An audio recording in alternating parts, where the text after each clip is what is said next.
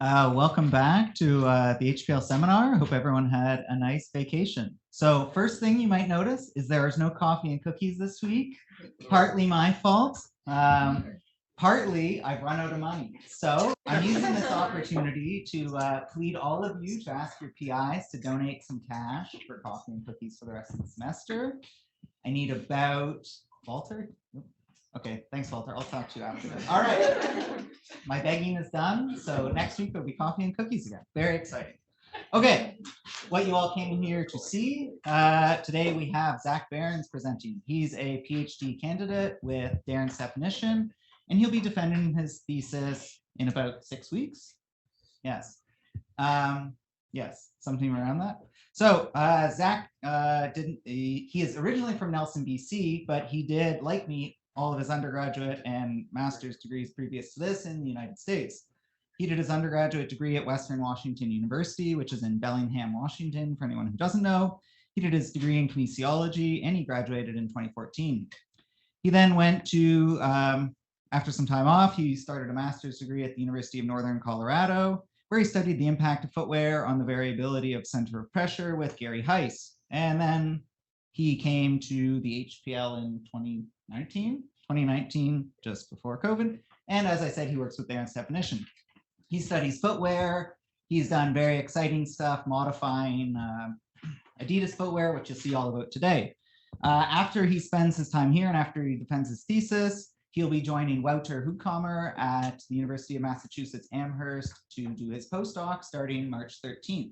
So without further ado, I'll turn it over to Zach, who will be presenting on midsole thickness, does size matter?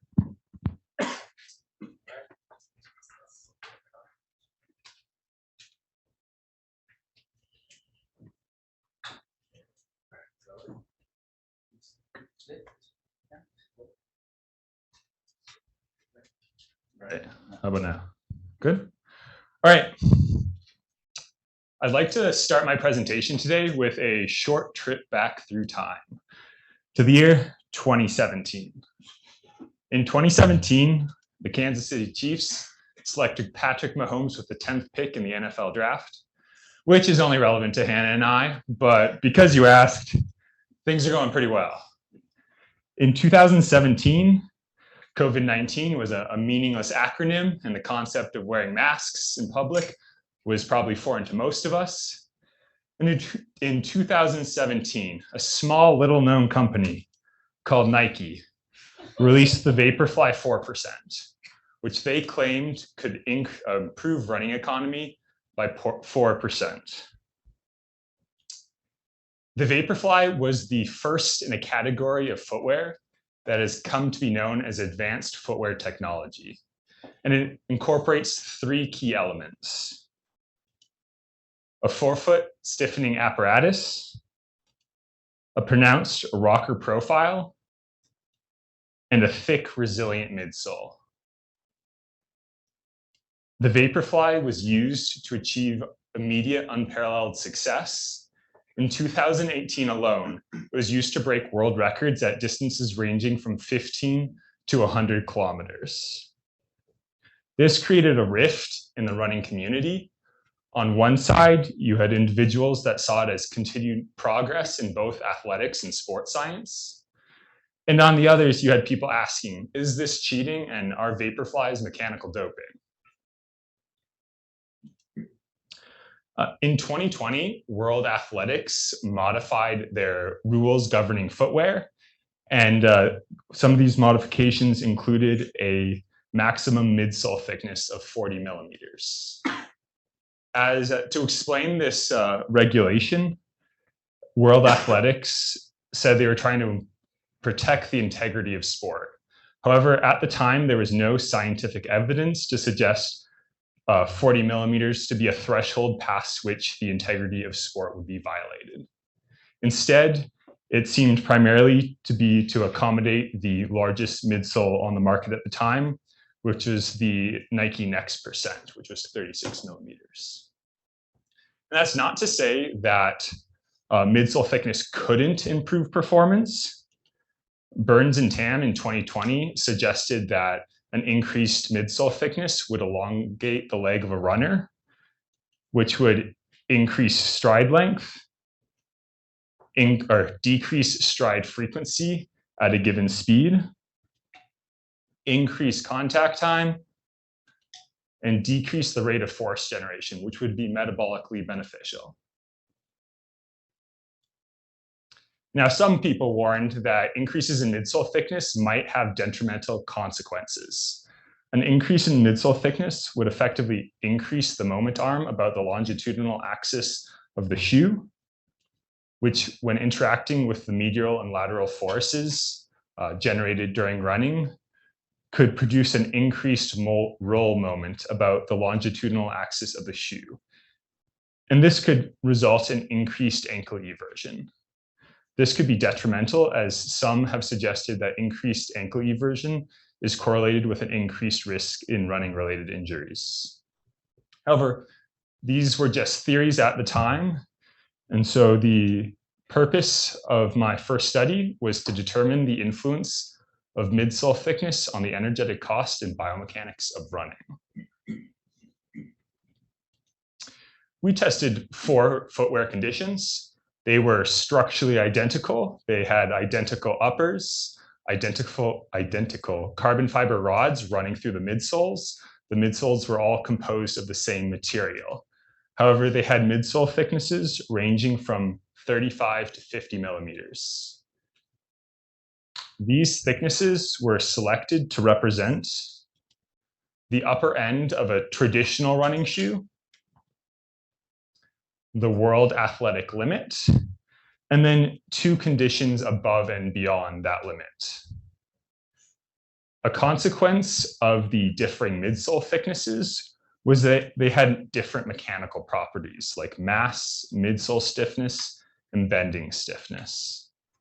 We elected to normalize the mass because the literature on the impact of shoe mass on metabolic cost is robust, but we decided not to normalize midsole stiffness and bending stiffness. Normalizing midsole stiffness is really difficult. I've drilled holes in many shoes, and the results are random, to say the most. And bending stiffness, we could have normalized it by slipping a carbon fiber plate under the insole of the shoe. However, previous research would suggest the location of the forefoot stiffening elements can change running biomechanics. And so we would have been trading one uncontrolled variable for another. And so we just elected to leave it as was. We recruited 21 participants for this study, 10 female and 11 male, and they were required to be recreational runners, which we defined as anyone running 20 plus kilometers per week for at least 6 months and being free of injury. Participation in this study was a single session composed of 2 parts. The first part was an incremental speed test used to determine the speeds during part 2. And then part 2 were 5-minute running trials in each shoe, during the final 2 minutes of which we collected motion capture, force, and metabolic data. We found that midsole thickness did not influence energetic cost.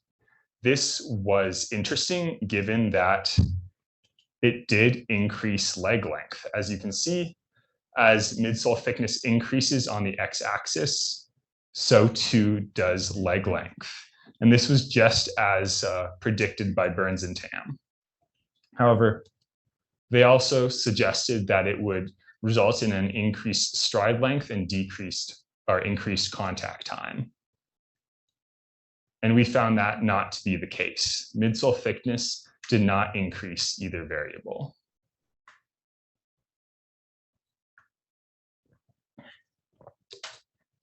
In the frontal plane, we found midsole thickness to increase ankle eversion, as you can see, and we found this to be especially true among women. As midsole thickness got thicker, the peak ankle eversion in our female participants also got larger. And this was particularly interesting given the previous results from previous literature that showed female runners show increased frontal plane angles. And then we found that midsole thickness impacted ankle power and work. As when participants were running in the 50 mm condition, they generated less power, negative and positive, and they performed less negative and positive work as well. Looking at these results, you might suspect that the 50 mm condition was the shoe that people performed best in. Obviously, it wasn't based on the data I showed you before. And so I have two theories as to what may have happened. The first is my knee theory. As midsole thickness increased, we saw increases in knee velocity and moments. Knee velocity is a pretty good stand-in for muscle contraction velocity. And the faster muscle contracts, the more metabolically costly. And then generating force is metabolically costly. So for whatever benefit participants gained at the ankle in the 50 mm condition, they may have lost at the knee. My second theory is the co-contraction theory. Participants may have experienced greater co-contraction of antagonist muscles to combat ankle eversion when running in the 50 mm condition. Future research may want to look at or to study the impact of midsole thickness on EMG activity of the shank. In conclusion, midsole thickness did not impact the energetic cost of running in males or females, but increased ankle eversion.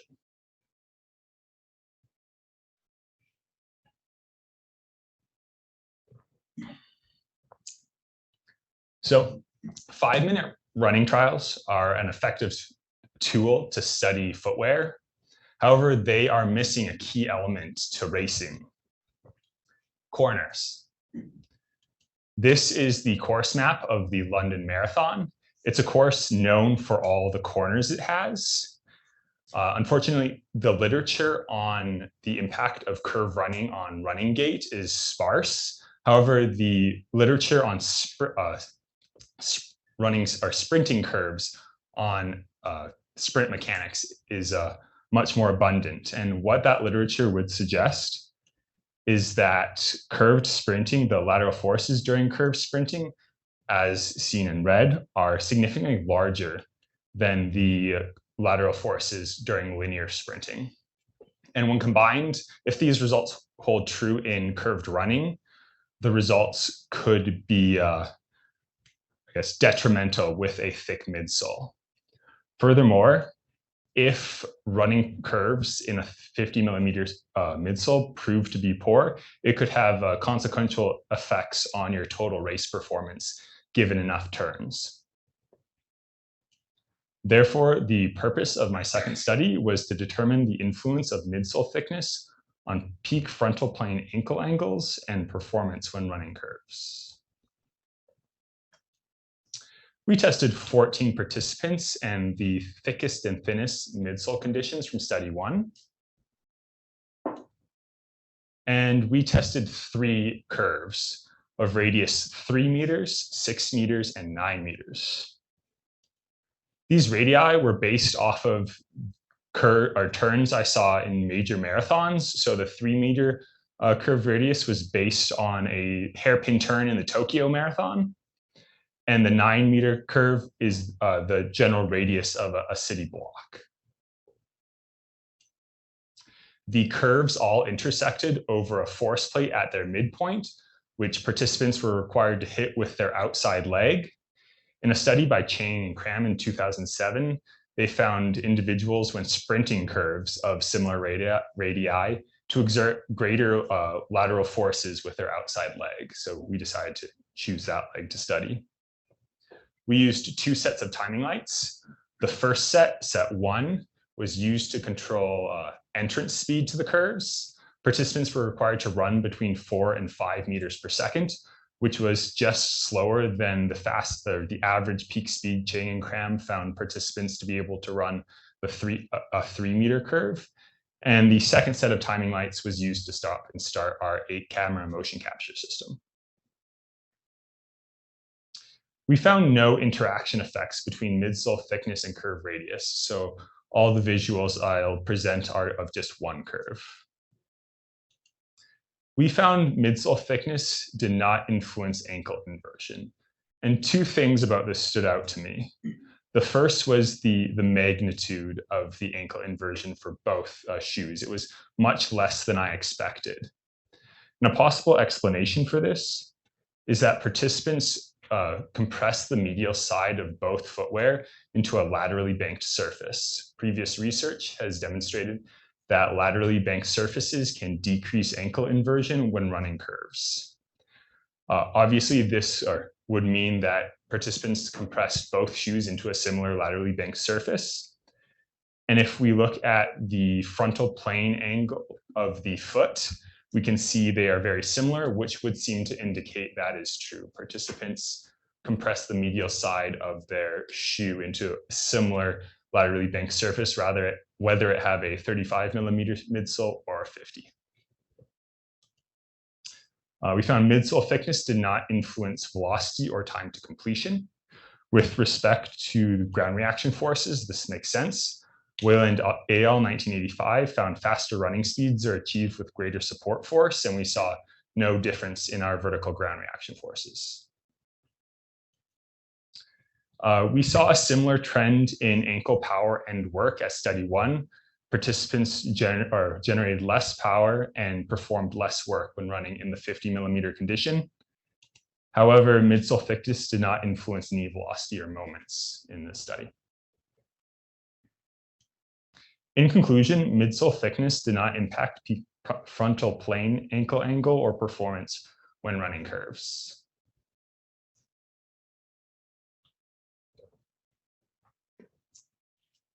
So regardless of whether World Athletics decides to amend their amended rules, at most, a long distance runner only runs a handful of races each year.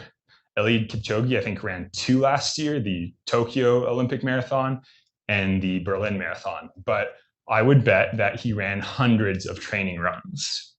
And there's a theory out there as to how a thick midsole could positively impact training. I think it's eloquently put by the Irish Examiner. The shoe's arrival meant world records have fallen like autumn leaves in the years since. But it's not just in races that they're having an effect, with athletes able to train harder due to the way they protect the lower limbs. And there's actually evidence to support this idea. In a study by Kirby et al. In 2019, they tested the effect of advanced footwear technology versus non-advanced footwear technology on markers of muscle damage after a marathon.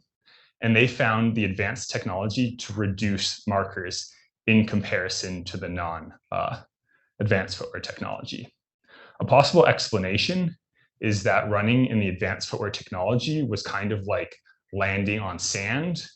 Previous research has shown landing on sand decreases eccentric muscle action and markers of muscle damage, but it also increases vertical ground reaction forces. And if you remember, our midsole thicknesses went hand in hand with differences in midsole stiffness. So the purpose of my third study was to determine the influence of midsole thickness on blood markers of muscle damage after a prolonged run. We tested 16 participants, and they had to be relatively fit. They were required to be able to run a 50-minute 10K or a 24-minute 5K and be injury-free. Participation included 2 sessions. They were identical except for the footwear the individuals were wearing. Prior to both sessions, participants were required to abstain from vigorous, strenuous exercise for 3 days. On the day of testing, participants had a blood draw, which we analyzed for concentrations of lactate dehydrogenase and creatine kinase. And then participants ran for 60 minutes at either 89% of their 10K pace or 86% of their 5K pace. These paces were based on a data set of professional athletes collected by Seiler and Peters in 2019 and published on ResearchGate. After both sessions, participants were required to abstain from strenuous exercise for 72 to 96 hours until their post-blood draw.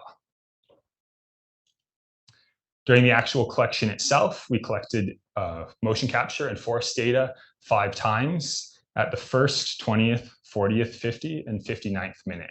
And then we treated the first minute as our baseline. We found no interaction effects between midsole thickness and time. But we did see a trend in lactate dehydrogenase. Participants had a larger change in lactate dehydrogenase when running in the 35 millimeter condition as compared to the 50 millimeter condition. We did not see an effect on creatine kinase concentrations. I must apologize. Tom got these results to me 20 minutes ago, so I wasn't able to graph them, but here they are. Midsole thickness did not impact peak knee or hip angles. This would suggest that there probably wasn't greater eccentric muscle action. And we also didn't see an impact on vertical ground reaction force, which would suggest that our 50 millimeter condition did not act like sand. We did, however, see the same trend in power and work at the ankle when running in the 50 millimeter condition. So that was consistent across all three studies. In conclusion, midsole thickness may have a small effect on blood markers of muscle damage following a prolonged run. To circle back to the World Athletics Amendment, based off of the evidence from these studies, there is no evidence to suggest a midsole thickness greater than 40 millimeters influences performance, and midsole thickness may be self-regulating due to the associated increases in ankle eversion. I'd like to thank Tom for collecting all my blood and running all that, and then every other phlebotomist in the HPL that ended up helping me, and then most of the staff Venetian team.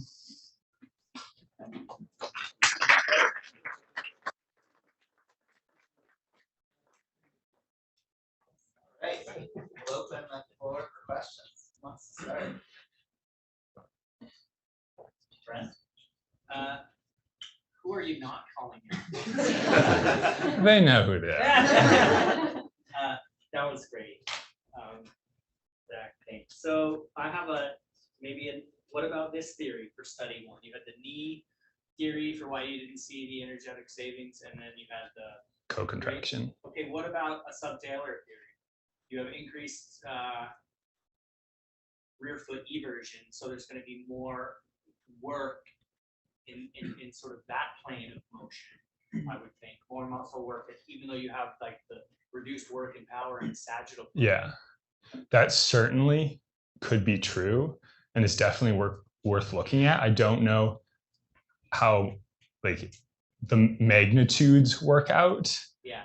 And so that would be my one question, but I think that's definitely could also be a third explanation.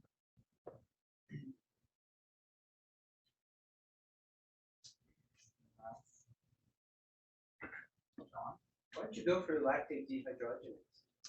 It was one, the Nike study tested both lactate dehydrogenase and interleukin 6. So took it from there. Yeah.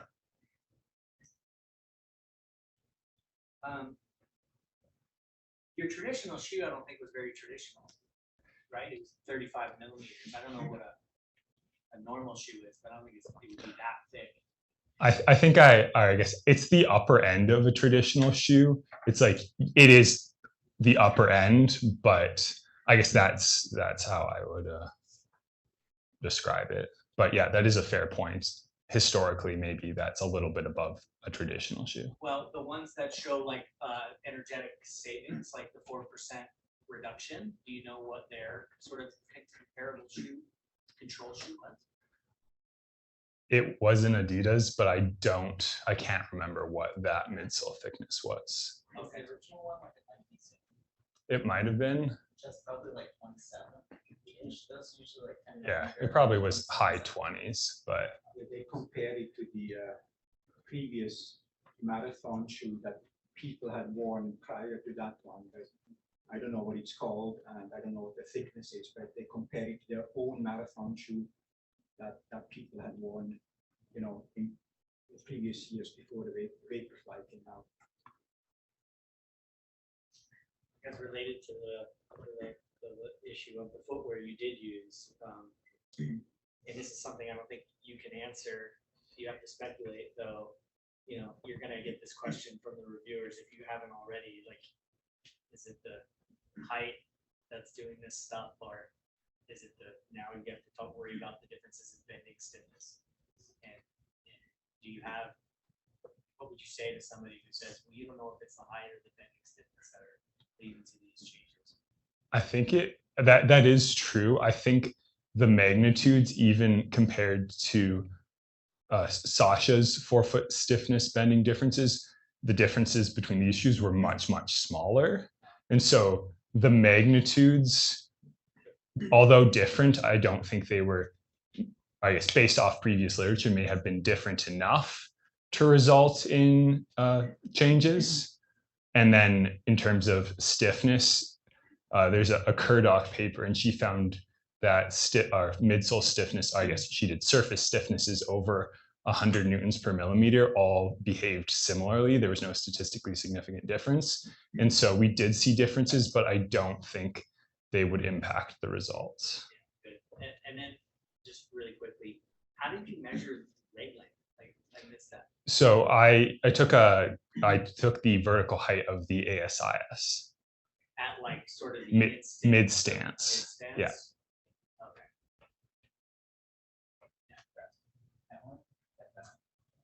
Yeah, you said you mass normalized the shoes? Yes. So then if stock height doesn't matter, would you actually be more advantageous going in the other direction, like going shorter stock height to save mass? So I had an asterisk on those results that I removed because I didn't want to make it complicated, but I think that's very much true. You can't increase the midsole thickness of a shoe with the same material without adding mass. Mm-hmm. And so had they not been mass normalized, participants would have run approximately 0.5% better, or their running economy would have been 0.5% better in the 35 millimeter condition as compared to the 50. So if I were to pick one of them to run in, it would have been the 35 millimeter condition. So the thickness of the sole was the same in the front and the back? There was a drop height. It was not the same throughout. I would have to look it up to tell you. I can't remember off the top of my head. Because the Vaporfly had a substantial difference between the back and the front. I've never owned a pair, unfortunately. They're a little bit above my student budget, but I don't know the drop on a Vaporfly. It's 8 millimeters. It's 8 millimeters, so not so huge. I always thought that plays a role in the whole energy or performance aspect. Did you look at that? I did not look at that, no.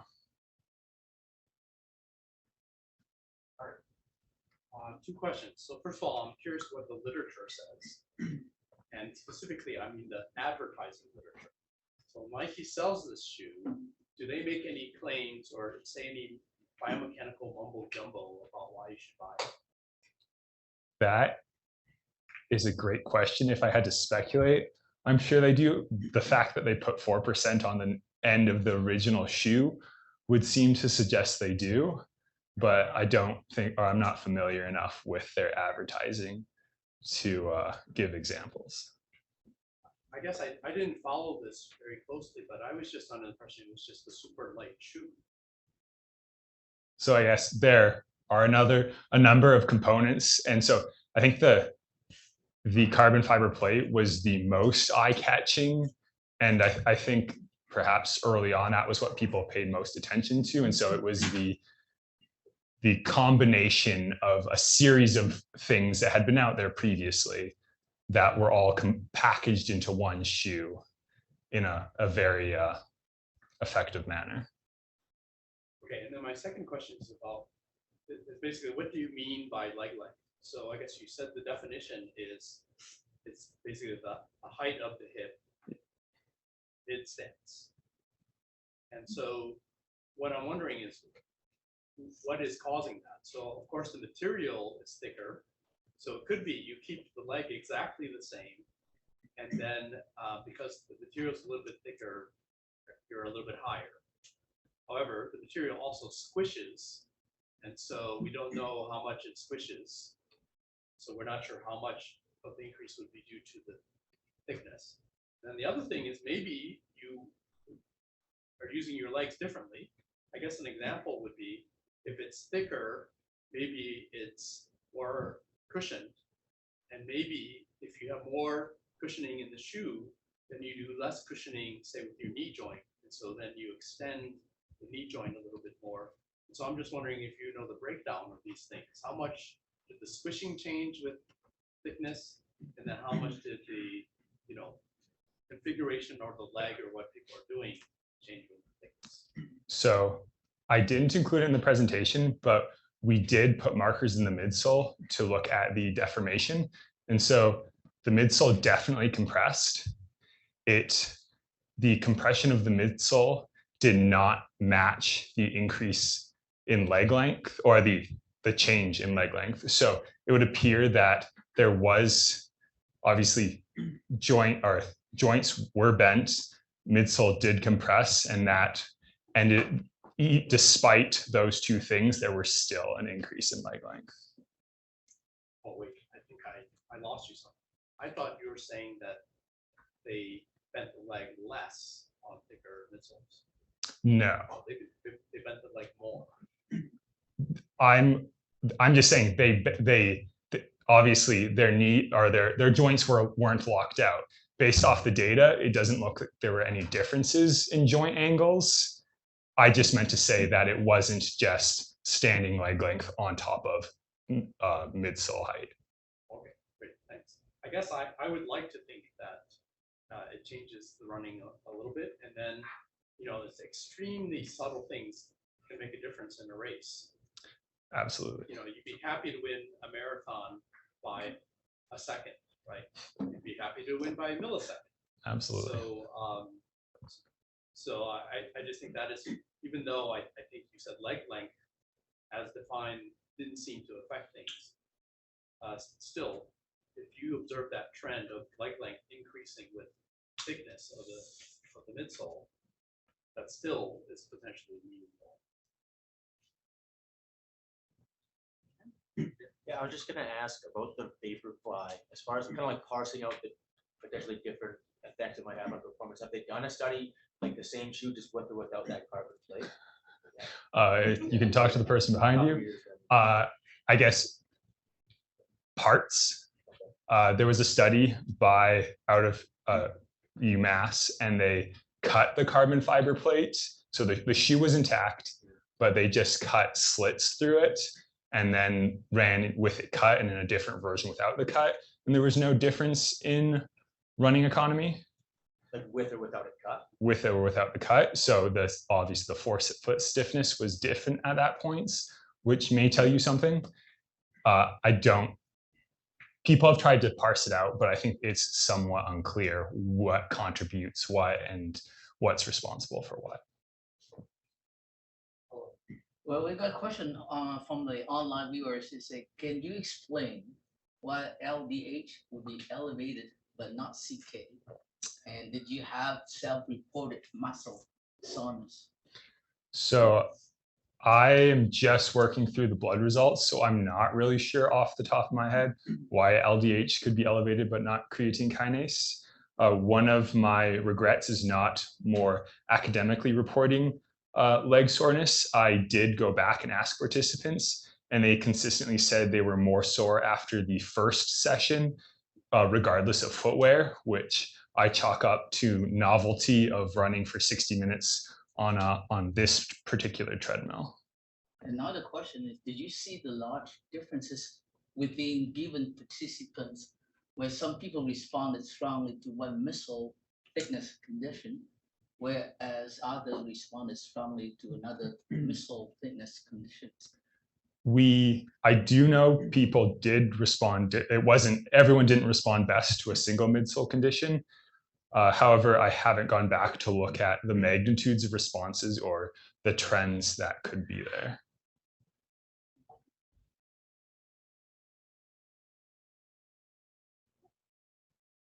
Not being from a blood kind of analysis background, just what is the main difference between LDH and CK? Like what do they tell you differently about the muscle damage? That is a great question, which is why I had a phlebotomist. and I will refer you to him at some point in time. I'm not a big precise physiologist, but I would say LDH is more fatigue. It's related to lactate. And then creatine kinase is more damage, actual damage, breaking of the muscle and release of the impact of heart. But So that could goes explain the beyond differences. that. This is my feeling. So to continue on that, because from a study that I was doing CK analysis on, I do remember some literature and it pointed at what Venus just said. So I'm almost wondering if you didn't find a difference in CK, will you really conclude that it causes more muscle damage or just? I wouldn't say that it causes more muscle damage. I would say increased markers of, which clearly may not necessarily correlate perfectly with muscle damage. So yeah, I would agree with you.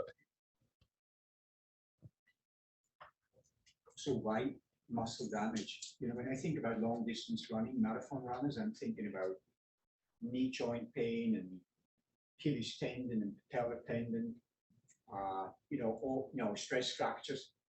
But I'm not thinking about somebody tearing a muscle or having a muscle problem that they cannot run. You know, that happens in 100-meter sprinters, but not really in long distance runners.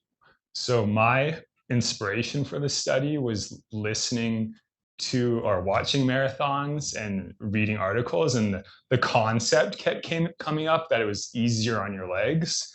And so I guess I interpreted what that meant to be muscle damage. And so perhaps that is not what those people meant, but I think that there are, whether it be bouncing back quickly from a marathon, but I was more interested in if you could bounce back from a training run to train harder the next day, and the next day it's kind of like Art said, it's the small things, and over a whole training season that could culminate in a superior performance at the end of the season. And so that's why I went for muscle damage. Yeah. So really looking if your motor stayed intact rather than looking at whether or not you get an injury that throws you out of running type of thing. Exactly. What about track shoes? You know, people run 10Ks on track and they have very thin midsoles compared to most of the running shoes that you use on the road. Has anybody ever looked at that? I was reading a study this morning comparing the kinematics and kinetics of track spikes versus road racing shoes, and obviously there are differences, but I don't think, so I guess I haven't come across the study that would look at blood markers or muscle damage in any way, but that would be interesting. The other thing I thought was interesting is the control that you had of the speed going around the curve. You know, you said you allowed everything between 4 and 5 meters, and you know the centripetal force is kind of a proportion in the square of that. You know, so you're talking about 16 versus 25. So you have really forces that everything else in the radius and the mass, everything else being the same, you have, you know, a third greater centripetal force if you run at 5 compared to 4. And I was wondering if that potentially might actually. That did not cross my radar to think about. I should have consulted you before I picked my speeds. I know I guess from doing overground studies, it's really hard to get people to hit speeds consistently. And so I think it would be really challenging to try and get them to hit a speed in a smaller window consistently. And so that would perhaps just be a practice in patience.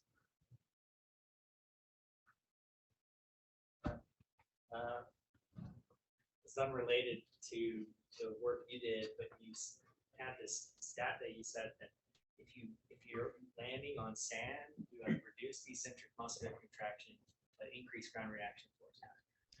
So I guess as explained in the paper, the sand acts to absorb some of the force, so you don't have to flex your joints as much, so you can land with straighter limbs. And so they postulated that. So did they do the actual work? It was a test on blood markers, not on kinematics. So So they didn't measure it. Did they measure ground reaction forces? I can't remember. Just intuitively, I would think that the external reaction force would be lower, and I would think the eccentric muscular activation would be much higher. I think they did measure ground reaction forces because their hypothesis was contradicted. I think they thought in a similar manner to you. I guess I'm more thinking about running on sand. It might be different. It They were could just doing be. landing. They were just doing drop jumps. So yeah. The land with a stiffer land, I'll go through less excursion. It's probably the excursion that's driving your works. Yeah, but you ever see somebody run So through then the deep moment sand? slope will go down. Yeah, They're yeah. flexed, considerably flexed. Yeah, so maybe. Typical not deep accelerations, sand, it's shoot just gonna be through the roof. shallow sand. People do it on soft ground too, and you still have increased stiffness, and that's probably driven by the lack of excursion. The moment might not change, but the excursion's less, and the work's less, so. I think the excursion would be more running through deep sand. I guess we. Sand trip. I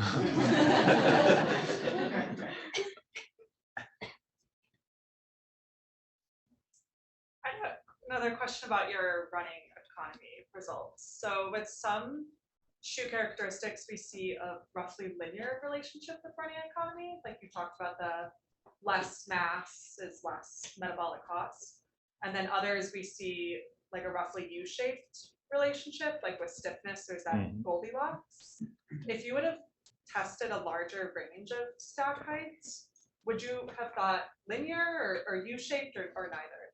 So there's a paper out of the University of Colorado, Tung et al. I can't remember the year, and they put the foam on the treadmill, and they found a Goldilocks effect where 0 was worse, 10 was better, but 20 was worse millimeters.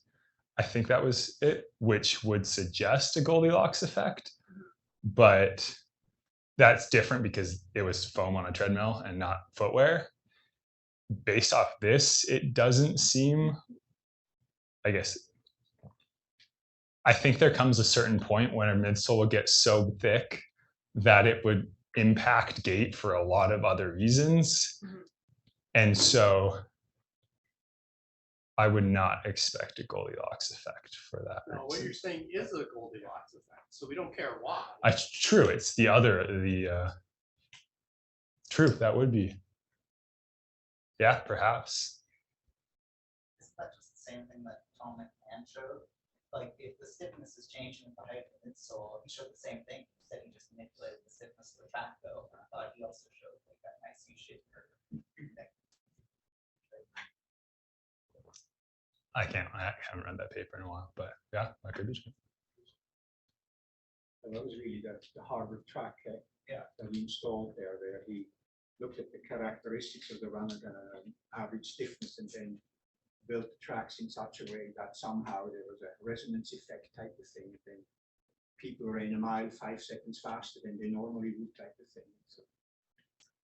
I don't know how different the stiffness is in that tuned and softly tuned track compared to like a normal track. But back to your question, like a regular track is much softer than the road surface that these people run on. Maybe that gets to the point of why people are sliding. So I know anecdotally, but personally, I hate running regular running shoes on a track. I'm sure you say the same thing. There's something really weird where you want that kind of like contact, and I don't know if it's when you have two materials of very close stiffness that are both soft, that you have this weird interaction effect that's going on.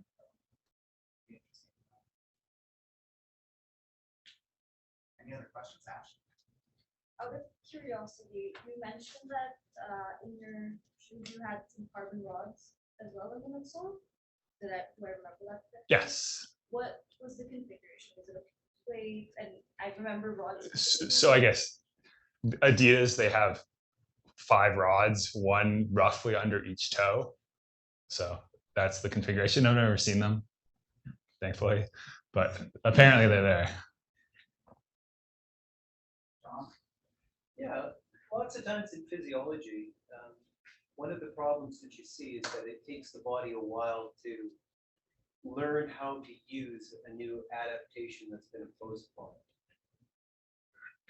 Do you think you gave people enough time to do that? And if not, do you think by like being exposed to it for a longer period of time, that there may be something that you could train into a benefit?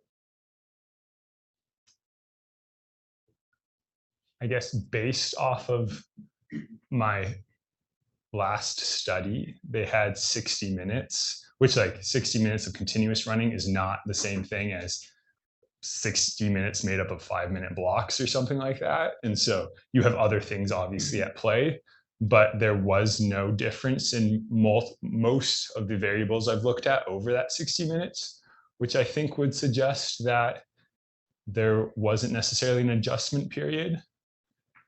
As to whether you could train someone to it, I'm not really sure. You had 3 variables that you said you would look at. Are these the only things that make up the difference between the vaporfly and the rest? Or are there other factors that make their own food?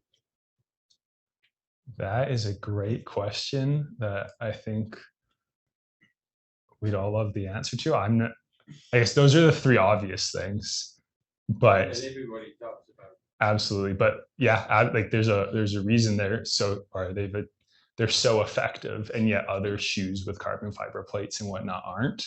So perhaps. What's the closest that other shoes on? The Mizuno Meta Racer was in a study of 7 advanced footwear technology shoes. It was statistically insignificant, the metabolic cost when running in the Mizuno Meta Racer and Nike Vaporfly. It's all about the midsole material. Vaporfly also has like a tail on it. That the Yeah. previous ones don't have, but you kind of want to do that. As part of another thing, but whether not in the relation to performance. It's like another possible. Yeah. Or it could just look fast, which makes you run faster. Well, maybe just a comment. When I put on a vaporfly for the first time, not just a professor, I cannot afford a vaporfly either.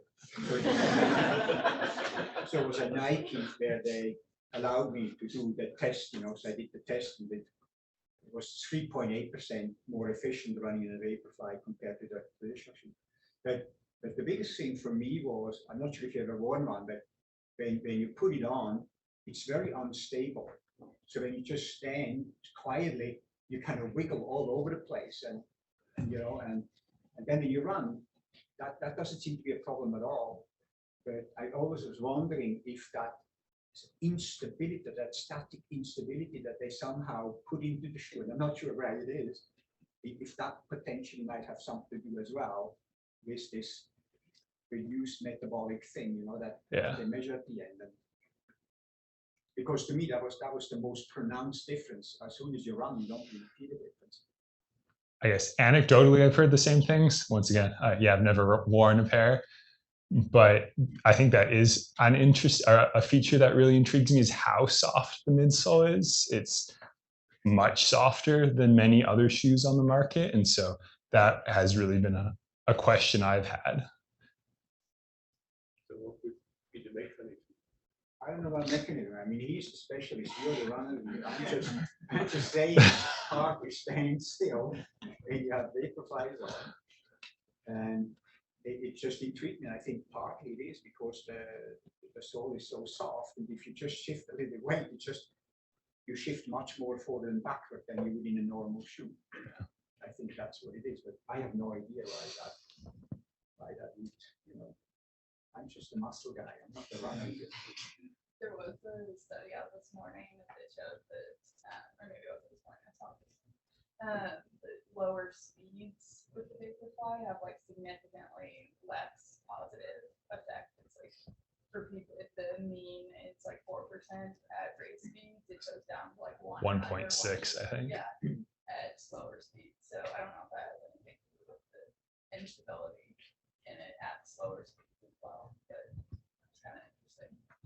I mean, yeah, I mean, I was at 3.8, so kind of like average, and I didn't run as fast as the runner in the Roger Crum study. I would assume I ran at 12 or 13 kilometers per hour type of thing.